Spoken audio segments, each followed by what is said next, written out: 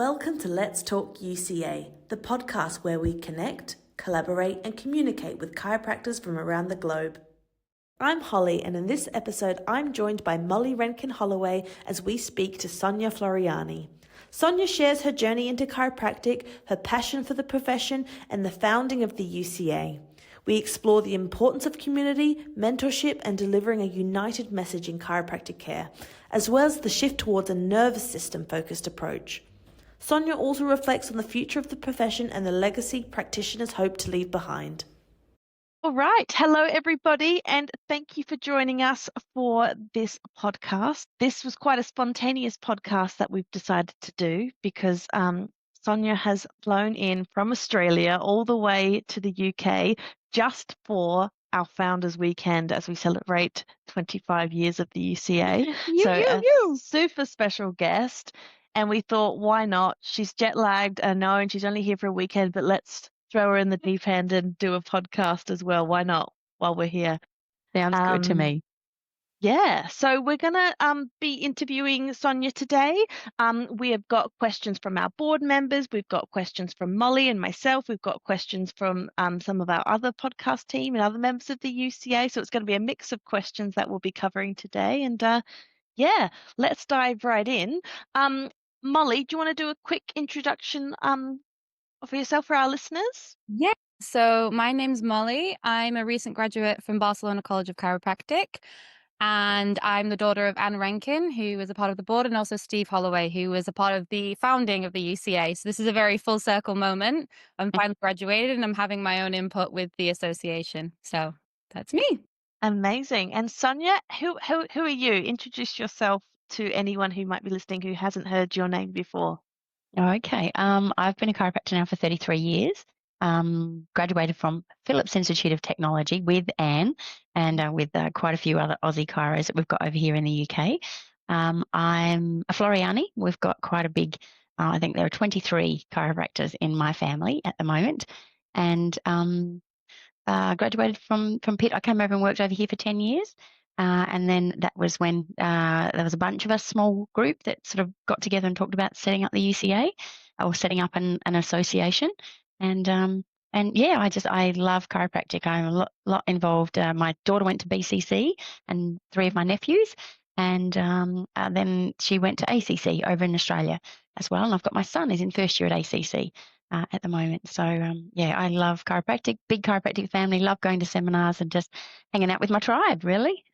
Amazing. And what do you love most about chiropractic? You've told us that you love it, but what do you love the most? My gosh, what do I love most? I think I love that we can empower people and empower families to make awesome, life-changing health choices. That's probably my big key. I love seeing lots of kids and lots of families. I also, I just love being able to connect people with their innate intelligence. I think it's just such a privilege to be able to connect innate to people with babies in particular, but pregnant mums and tradies and whatever. And I just love it that with our profession, I always go on a busman's holiday. Everywhere I go, somebody needs chiropractic care. So I just love it that you take your whole chiropractic career with you.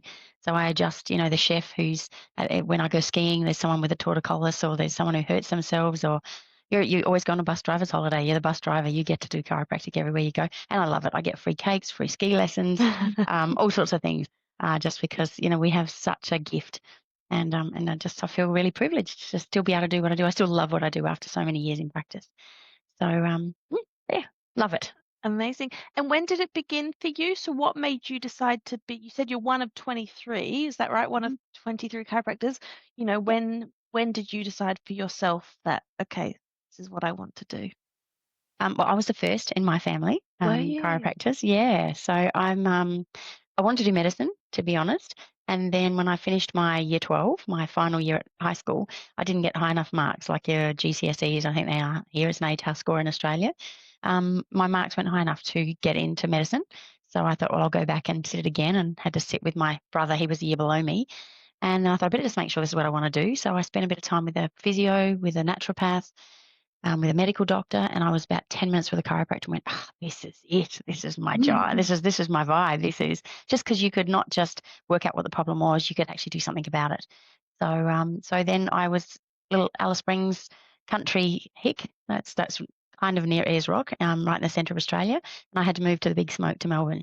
So it was a big, big journey for me when I'm come from a big family and used to just hanging around in Alice Springs with no shoes on. And yeah, went to Melbourne and studied chiropractic for 5 years. So yeah, I was the first. I'm one of 6. 3 of my brothers are chiropractors, and all 3 of them have married chiropractors. And then I've got nieces and nephews, and we've been to New Zealand College and BCC and ACC and RMIT. So yeah, so there's a bucket load of us, and yeah, chiropractic is that's what we talk a lot about. At Christmas time, we have organic turkeys, and we live the chiropractic lifestyle. So like nobody really gets jabbed, and nobody has medication, and rarely do you go to the doctor, unless you've fallen off a roof or something like that. So we live the chiropractic lifestyle. So it's great. That's just what we know. That's my kids just only know natural health, really. So yeah, I feel very, very, very blessed, very lucky. Awesome. Molly, Okay. Yeah, so you've spoken a little bit about how you came to the world of chiropractic, but let's focus in a little bit around the time period of when the UCA was founded. Can you recall what was kind of happening, what the political landscape was in the UK? What really was the thing, your reason why you thought this really needed to happen? Okay. At the time, when I was, I think it was 1998 that I came over, 97, end of 97, start of 98. And Kimberly Furness was my best friend going through uni. And Kim was working over here and said, look, why don't you come over and check it out? And I was coming for 3 months just for a holiday. And I ended up working with an osteopath, actually, whose twin brother is a chiropractor. I worked in his practice as an osteopath, but talk the chiropractic talk. And I was just going to do 2 weeks for him. And then I ended up staying for a while. We had a ball. We used to look at the back of the Soto journal and kind of go, oh, Prague, let's go there. Didn't matter what seminar was on and whatever, we would just go to Prague, and then we'd go to Rome. And then, so we had quite a few Aussie chiros here, and a lot of us would go to different seminars and have a great time. And then the GCC, there were a lot of talk about the GCC. That was, I think, 1994 that they started talking about that, and it wasn't until 1999 that it kind of came into fruition, and we all thought it was going to be a great thing. We looked at sort of politically trying to get a bit involved. Most chiropractors didn't really see children, and I was having kids at the time, so was Kim. And so we sort of thought we need to know a bit more. We got Sigafus to come over and do some seminars over here. And this was way before the UCA. And then GCC didn't work out to be as much as what we thought it was going to be. We thought it would be great to have regulation. We had some awesome grandfather clause chiropractors here at the time. But it ended up being a lot more restrictive than what we thought, and really fear-mongering that, we couldn't talk real chiropractic talk. You couldn't do care plans. You couldn't, it was, how qualified were we to see babies? And so anyway, it just there was a lot of fear-mongering, and we just thought we have to make a stand. There was a very, very small group of us that went to the Lakes District. Your dad was one of those. Greg Lees, Kim, there was a few of us that ended up in the lake just talking about it, and we went, it's a lot of work. Like, we couldn't get into the BCA. There was a lot of older chiropractors that didn't want Aussies in there, and especially not female chiropractors in there. And then the Scottish Chiropractic Association was only quite small, still good philosophy, but we were in England, and we thought we really need something in England. McTimoney, awesome philosophy. Christina was amazing and had brilliant vision. But we just thought we needed to do something. And so we talked about setting up an association, and then there was, a whole group of us that we just gathered more and more people, and it was like this tribe just formed, and it just got stronger and stronger. And I think, a couple of times it was like, are we doing the right thing? There was no way that we were going to quit. There was no way that we weren't going to. And if I was sort of doubting, then, Kim would step up, or your dad would step up, or your mum would step up. Like, everybody just, it was like, we've got to do this. For chiropractic, at the time, we were gowning patients, before they got adjusted, and you're taking blood pressure on patients. And, it was a lot more about the symptoms. And we knew that wasn't chiropractic. Chiropractic was about the nervous system. And we had Sigafus chewing in our ears, and he was really the one that gave us a big nudge, Kim in particular. But, your dad, for not being a chiropractor, was an awesome, inspiring individual to make us, to help, just to lead the tribe, if you like. But the more and more chiropractors just kept adding. And Stu Ringsberger, who's not with us anymore, he was terrific. Adrian Wenbad came over from Barcelona to help us set our, do our mission statement and our goals and values and core values and stuff like that. So people just came out of the woodwork. Mark Postles came over to help us. Nairi Cannon, was terrific. We just had so many people that just stepped up and helped us to move in that direction. And I said, we weren't not going to do it. So Yeah, wow. yeah. So it's a big thing with a long legacy and a lot of people involved, and it's a pretty amazing thing that's still running today. Like Yeah. CE is huge. It's been a staple in my life every single year since I was a child, which I think is pretty amazing. And I have very clear memories as a kid, like running around little, when you speaking about seminars and stuff like that, I have memories of running under tables and everything like that. And I think it's so cool that there's a lot of kids who are children of chiropractors, a part of the UCA, and it's also such a strong part of their life. I also go to university with Melissa's son, Alex, as well. So it's like we're all connected in this weird, wonderful way through this Yeah. whole thing. So, but what really has kept you going through your career as a chiropractor and your involvement in this? Is there a particular passion besides the love for the art? Is there a particular story that's inspired you throughout this process? I think I'm really lucky. I'm involved quite a lot with ACC over in Australia, in Adelaide, but we've just opened a campus in Melbourne. And I think we have such a good tribe. They're like-minded people, and so you can go out and have friends in different sort of arenas and whatever. But your chiropractic team, a lot of us have our own businesses, so you know what it's like to run a business. You've got to hire and fire staff. Your kids, you want them to grow up with a chiropractic lifestyle. It just kind of keeps you together. It's like we're connected with this chiropractic glue. It just kind of keeps us all together in lots of ways. I think, I don't know, it's such an amazing profession. Whenever I speak to the students, I feel like I wish I could take my head off and put it on your head, like as a student or as a new grad or if you could only see the miracles that we see every day in practice. And it gets, when someone fills in their new patient form and they sort of say, like, I get headaches and period pain and sciatica and, difficulty sleeping. And, in my head, I'm just going, yep, yep, yep. Like chiropractic helps all of that, in one way or another. And we empower people to, eat better, to exercise more, to have good sleep, to do a natural, pregnancy and birth. And like, God, if you think of the results we get in chiropractic, if you could have a pill and get those results, people would have that pill and pay $1,000 a day for that pill. And we get that with chiropractic. It's natural, and you're actually removing the interference and allowing this person to be the very best person they could be. I just don't think you can put a price on that. And I get to do it every day, and I get paid for it, and I get paid really well. So, I love going to all the seminars. I travel all the way around the world and go to fun things like this. I only decided 3 or 4 days ago to come. So I think it's such an amazing profession, and I just love it when once I went to Spain probably about 15 years ago, and I was talking to some of the chiropractors there, and they were just saying, well, what else can I do in practice? And these are people with maybe 10, 12 years under their belt. And I was like, I actually love doing the new patient appointment. And I know a lot of chiropractors delegate that out and you have a tech CA sometimes. But the new patient appointment, when the patient gets it, when they understand that they've got the power within to do the healing, it's almost like this penny drops and you see their eyes open. That's like, I don't know, it's like liquid gold to me. It really floats my boat when you just kind of, they get it. It's like then they're going to start, changing their life in such a good way. And I remember we were talking once about what should your care plan be? And I can't remember where the research is, or it's like once you've had something like, and it's pretty specific, it's like 78 adjustments or something like that, people start changing from the neck up. It's like this is now no longer about physically what I feel in my body. It's actually, they start changing the people they're hanging around. They start reading more books. They get out of a job that they've been in for 20 years that they've been really unhappy with. They're just like, if you can make that sort of impact on people, wow, why would you not still want to be a chiropractor? It's pretty cool. It's such a good profession. But I think you kind of need to keep reminding yourself. Sometimes you get stuck in the everyday running of a practice. But, when you talk to the students and you talk to new grads and you just talk about the amazing results, the miracles we see every day, and we just really take it for granted.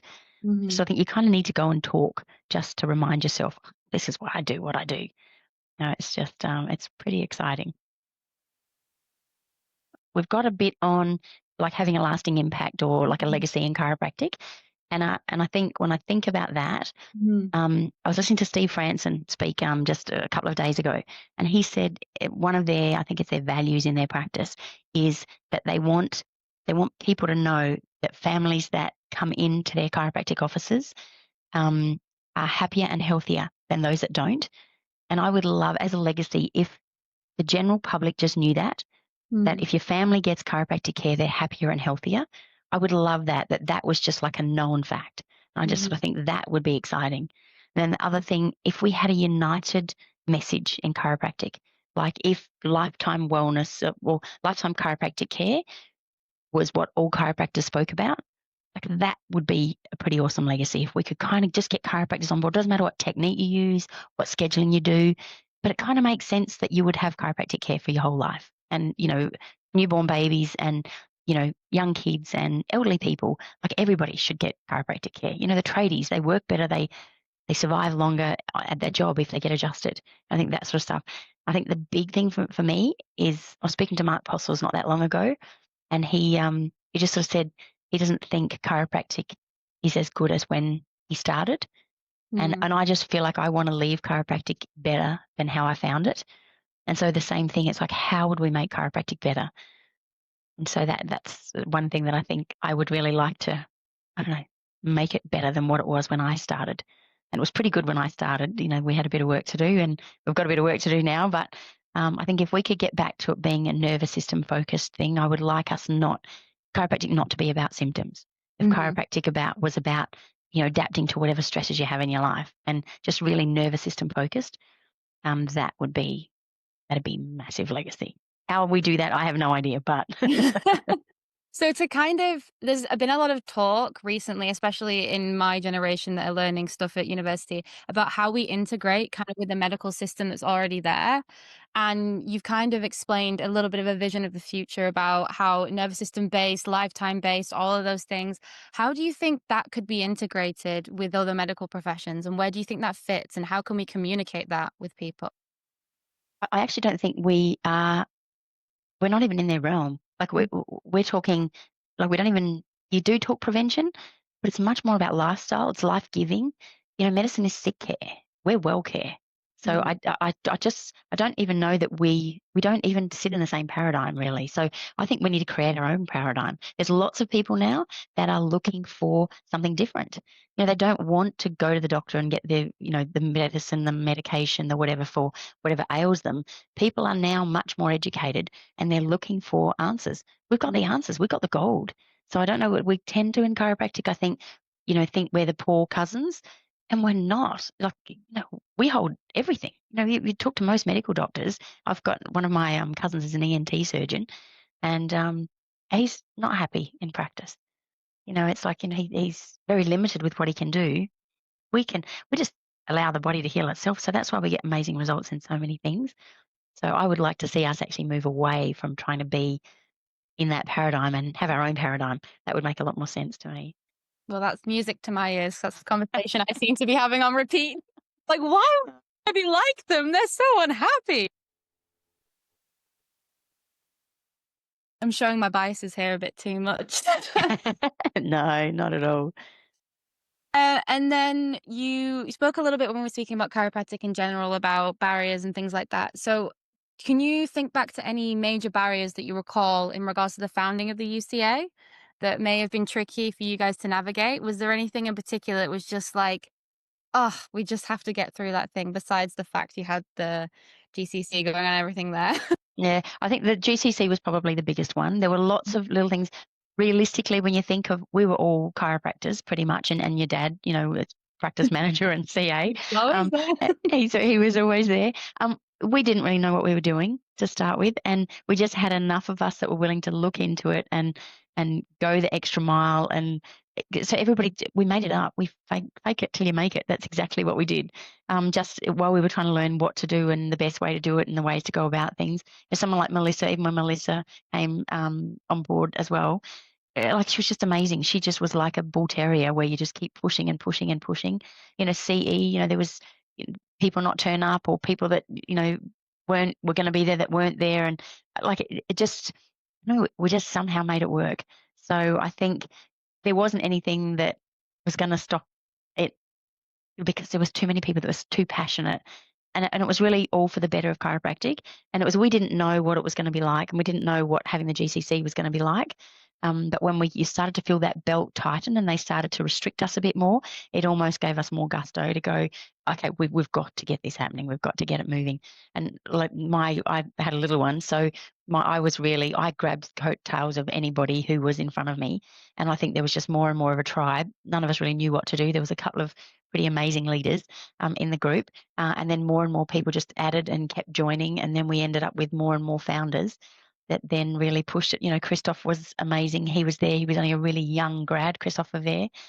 CV, he was there and he was a young grad and he just pulled along. Simone Zanon was there and Estelle Zorna. Greg Lee was from Alice Springs. He rode his bike halfway around Australia to get to Pitt, Phillips Institute of Technology, to actually start chiropractic. And there was just some people with some tenacity that just wouldn't let go. And the leaders just had a whole tribe that were coming along behind them. So, and our practice members like CE, I think CE, Chiropractic Essentials, really pulled us all together. It was kind of a reason to get together, to be with your tribe. We had some amazing speakers, just to listen to Mark Postles in Australia. He's like the grandfather of chiropractic. And everybody just loved Mark. Mark came over and ran seminars over here so that we could all improve our practices and go from gowning patients and taking blood pressure to, giving good service. Nairi Cannon used to bring all of her Canon Communications information over so that we all had tools that we could use in practice. So she was pretty amazing. We had a seminar, I think, with Edinburgh lectures. We used to go up to that, go to the Edinburgh lectures, and there was a big group of, Aussie chiros and then Scottish chiros that had the Scottish chiropractic group, and they would hold things up there. We had DeMartini once. There was 15 of us in a room with John DeMartini. This was way before he got as big as what he is now. So yeah, it was a fantastic time. We went to amazing seminars. We traveled all over the world. We didn't have, before the GCC, we didn't have. You've got VAT over here, haven't you? GST over in Australia. We didn't have to pay that. It was a great time. I remember traveling. I worked for a couple of weeks and then I traveled around Europe with a little bum bag full of 20-pound notes because I got paid in cash. And it was such a great time. But we knew too that we couldn't just, wallow in that. We had to make sure that the profession stayed amazing and just got stronger and stronger. And the UCA, what you guys have got now is incredible. Like I love looking at, even just today I was going through the website just going, oh my gosh, some of the people now that are part of, the UCA, and it just looks so professional. There's so much integrity. I'm so proud to have been part of it right at the start. I was just about to say, you must be so proud to look at it now and think, wow, I was there from day one. What a special feeling. It's very special, and I would love to come back. I haven't been to CE now for quite a few years. I've been back in Australia, I think 18, 19 years now, so I haven't been for quite a while. And I was just looking at the photos on the website and thought, oh my God, look at the people you've got there, the speakers you have, the caliber of speakers you have. You guys have done an amazing job. It's just, I just feel like we just kind of lit the candle in you guys. It's like now it's like a bonfire. It's massive. So it's such an exciting thing to see. But I just think to the UCA, it's so important that it stays really strong and stays true to the values, like all the core values that are on the website. It's so important because you guys are such a beacon. It's like you're a light in Europe, and there's lots happening all over Europe, and with BCC, with what they're doing in France, there's lots happening. But in the UK, you guys, like even the Scottish College now, like how awesome is that we've got a Scottish College now where we can get vitalistic graduates. I just sort of think it's really going places, and the UCA has so much to do with that. So it has to stay strong and it has to stay true to the values. And I think for the leaders coming up, up and coming young people, just get involved. We had no idea at the time what we were doing. And there were some people that just blazed ahead and other people that just dragged along, and everybody put their hand in their pockets to, come along to seminars and bring students. And remember there was a group from the Northeast. We had an awesome group of chiropractors up in the Northeast. We had Luke Ramsey and Greg Lees and Alan Scott and Richard Milo. There was a whole bunch of us there, and a few of us came down to AECC, and I had to send the PowerPoint that we were going to do to the students through to the powers that be at AECC. Otherwise, they wouldn't let us speak to the students. And there was about 8 lecturers up the back with their arms crossed, listening to every word that we said when the students just asked lots of questions. And then we put on beer and pizza for a whole weekend, and each of us just picked a technique, and we just walked the students through Activator and Thompson and SOT and network, and it was just to try and get them to see a little bit about the different techniques that are out there in chiropractic at AECC. And I just think of some of the students there that just came and observed, and they were hungry. They were hungry to learn. So even now with what we're doing in Australia, we're just trying to mentor as many of the new grads. In Australia, the 50% of students won't be in practice 5 years after they graduate. 50%, and that's because they lose their vision or their focus. And I think that's our job as older chiropractors, and even Molly, with you're so blessed because you've got such a strong standing in chiropractic already because of your family and your upbringing. We need to give that to all the young students and the new grads, just so that they don't quit. That it's hard work to set up your own business and to be in practice, but if you've got someone that mentors you, and I would say have 4 or 5 mentors that you go to for different things, for running a business, for being great at the skill set that you need in chiropractic, for communicating. There's great seminars out there now. A lot of the American chiropractors are coming over to help us with communication and coaching and technique and stuff like that. Go to as many seminars as you possibly can. And as a student, they're much cheaper, so definitely go to lots of seminars if you can. But I would just love the thought of each chiropractor mastering a technique, become a master in a technique, or more than one if you can. But you can master one and be really good at our craft. And then communication, we need to learn how to communicate better. It's most people don't understand what chiropractors are. When we first got here, when I was here, whatever it was, nearly 30 years ago now, chiropractor, most people thought I was a chiropratist. They thought you were a podiatrist. Yeah. My mum still gets those phone calls to this day. She had someone last week that was like, "Oh, can you come and take care of my feet?" And she's like, "We're not a chiropodist or a chiropractor." Yeah, and I couldn't believe it. Chiropodist is not a thing in Australia, but here in the UK, it was like, and you'd go out and you'd talk to people and say, "I'm a chiropractor." You're a what? And then you talk subluxation. That S thing, that sub thing that you've got. It was just it was a long way back then. We used to work up in Newcastle upon Tyne for 10 years. And the Geordies and the Northumbrian sort of accent. They didn't understand me, I'm sure, because I spoke fast and with an Australian accent. And but they just were excited. They didn't know we had something that they wanted. They didn't know what it was, but I think it was just the excitement to educate people about looking after their health. And even the old farmers that used to do an X, my CAs used to write the checks for them, and they would just sign the bottom of it, because a lot of them were illiterate and they couldn't write, but they trusted us. They would come in their Sunday best whenever they came for their adjustment off the farm. It was awesome to work here in the UK. It was such a beautiful start. Like, I was only a couple of years in practice when I first came over here, and I think, wow, what an opportunity, and I feel so lucky to have done the 10 years I did here. So you've spoken a little bit about communicating that vision. So I'm curious, so one of the questions we have prepared here is, how would you explain chiropractic to a 5-year-old? So what is the simplest way that you can explain chiropractic that even a child would understand? Okay. I was really lucky. I went to India on a mission trip, and it was with Mark and Lynn, Mark Hudson and Lynn. And they always made sure that we educated the patients first. So they would do a healthcare talk. And then I had a interpreter that was working with me, and I explained to her what chiropractic was, got her to explain to the people before I'd adjust them about chiropractic. And so I didn't know their native tongue, so she would explain it.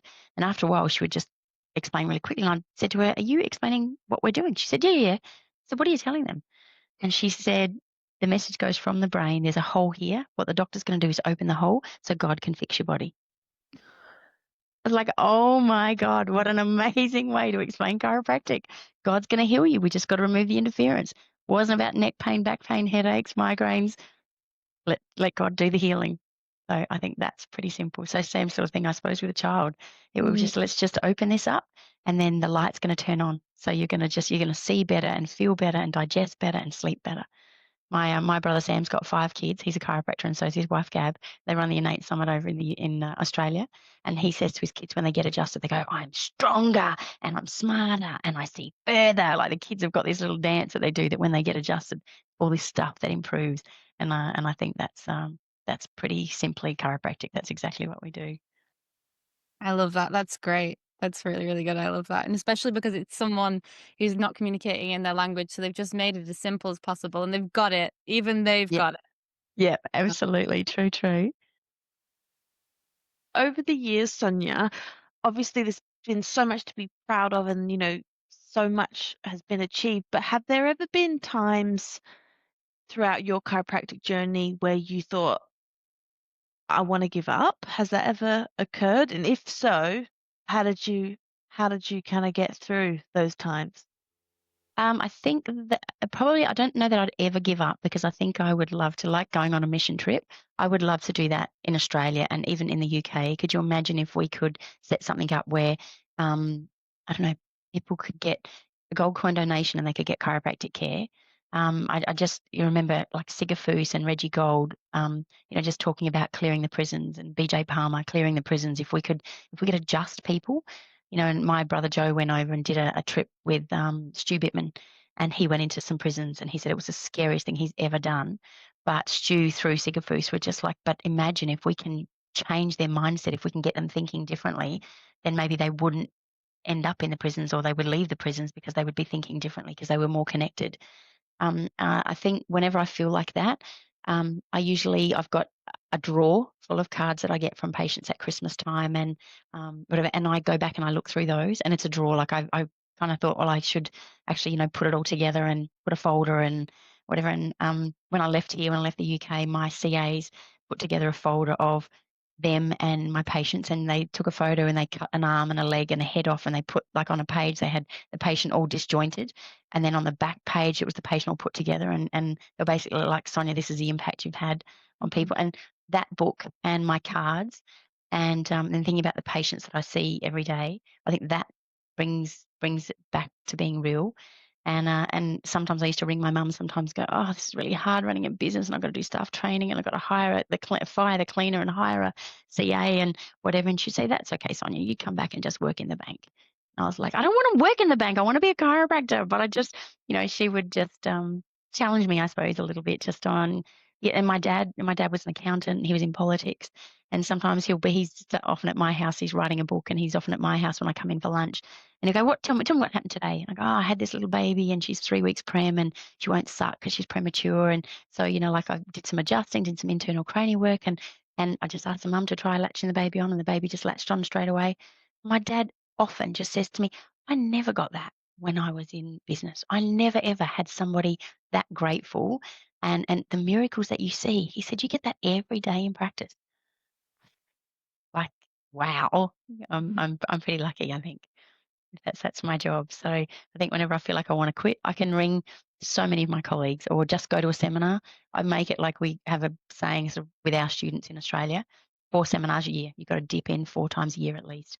And so like you go to CE or you go to Chiro Europe and you just go to 4, make it not negotiable.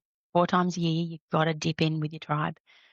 And if you do that, then, you got to improve and stay humble. I suppose it's like I learn my brother Sam's, oh gosh, Sam was 4 when I left home, I think.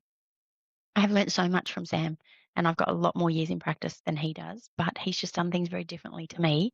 And I can learn so much from him. So I think to stay humble makes a massive difference and just keep learning, from students and from new grads and from the old guys too. We've got lots of older chiropractors in Australia, not as old as what they've got here. I think you've got some amazing grandfather clause people here.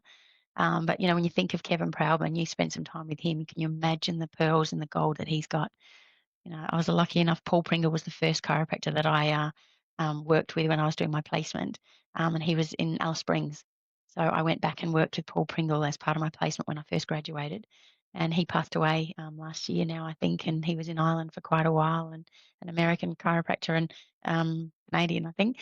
But, we've got some amazing chiropractors out there that just have so much gold.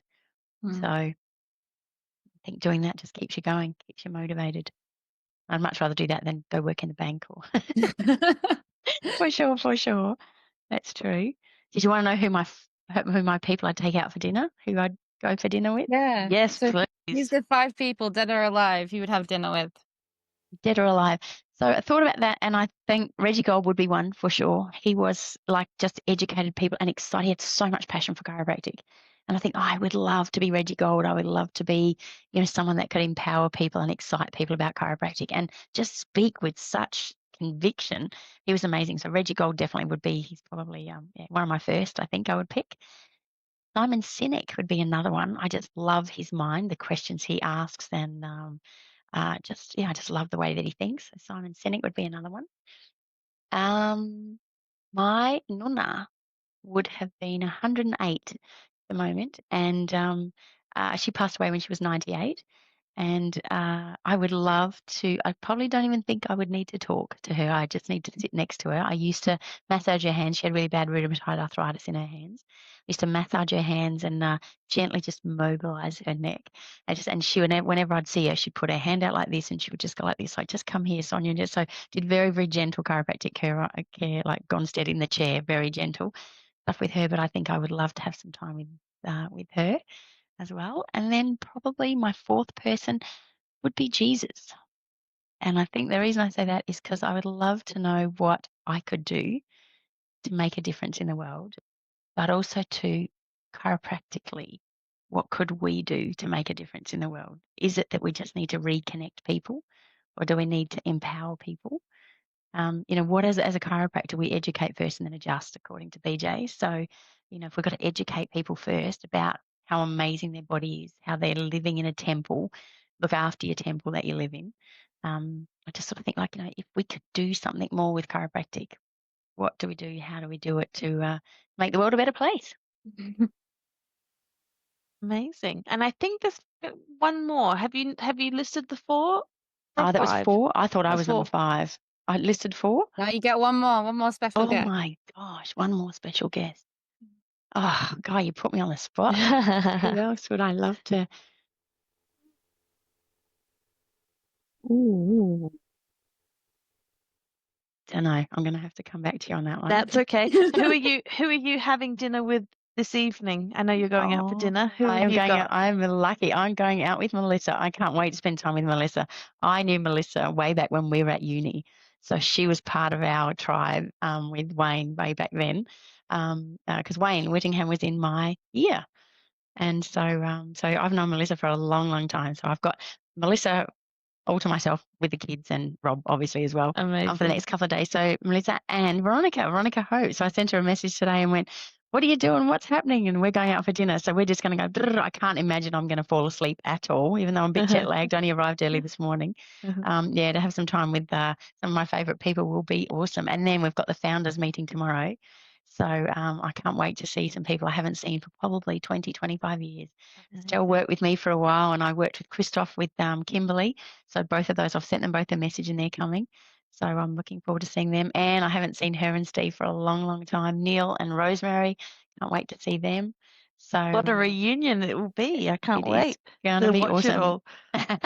and the facilities, like the new UCA premises.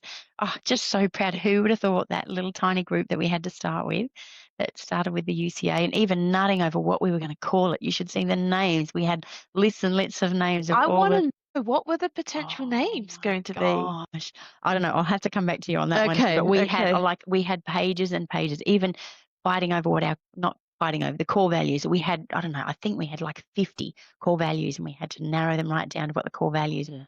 And Adrian was a machine in like making us zero right down and nut it down to, what's our mission statement? What's our vision statement? What's our vision story? What are our core values? It was just, and I love it that they're still on the website. We lost that with the ACA for a while in Australia. They sort of kind of were saying to get rid of the core values, and little Mary Papatheokaris helped us to get them all back on. But I think the UCA, I'm just so proud of what you guys have achieved. You've just sort of taken it from this little flame. It's now a massive bonfire, really bright, shining light in Europe. And I'm just, I just am so excited for where it's going to go. And it's just going to get better and better and bigger and bigger. Yeah, absolutely. Thank you, Sonya. Thank you so much. This hour has just, I don't know about you, Molly, but that's just absolutely flown by. It's already been an hour. Yeah. I told you I love tea app. Thank you so much for joining us. Thank you for flying over for us. Thank you for joining us on this podcast so last minute. Thank you for founding the UCA. Thank you for everything you've done. And thank you for chatting with us this afternoon, and I know that our listeners are really gonna enjoy this one. So thanks again. It's a pleasure. Thanks so much for all you guys are doing. I'm so excited to see where you're going to go. Oh, Thanks, that's Steve. awesome. Thank you. We hope you enjoyed today's episode of Let's Talk UCA. Your feedback will help us deliver new topics and guests for future episodes. The bios of the interviewee and co-host, along with our contact links, are included in the show notes below. Thank you for listening.